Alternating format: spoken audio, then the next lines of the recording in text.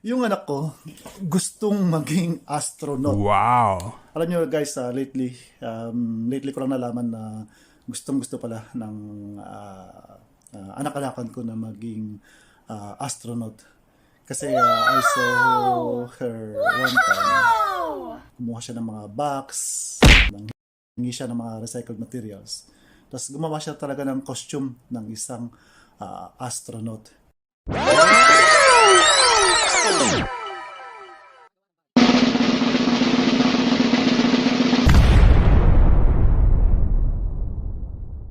And alam nyo, kung kahit ano man ang pangarap ng anak natin, suportahan natin kahit gaano pa yan kataas. Kami, yung suporta namin sa anak ko, laging nandyan.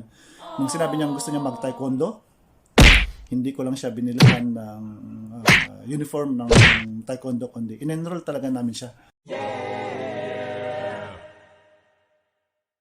Wow. And yellow belt na siya ngayon. So we're so proud at alam naman namin nag-enjoy siya. And recently lang nalaman ko rin na nag-excel siya sa science sa school. So talagang sabi ko, it concludes na ang gusto talaga ng anak ko ay maging astronaut. So napanood ko siya, naglalaro siya last week, naka-astronaut uniform, tapos nangongolekta siya ng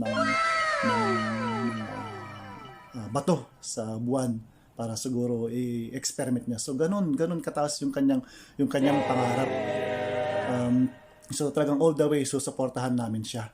And ipapakita ko sa inyo mamaya kasi nakuhanan ko siya ng video. Hindi ko na siya actually tinanong kung astronaut talaga yung dream niya.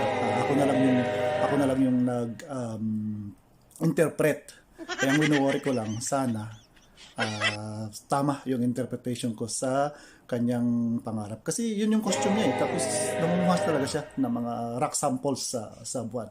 So ito yung video niya habang naglalaro siya at habang dinadamdam niya, dinidibdib niya yung pagiging isang astronaut.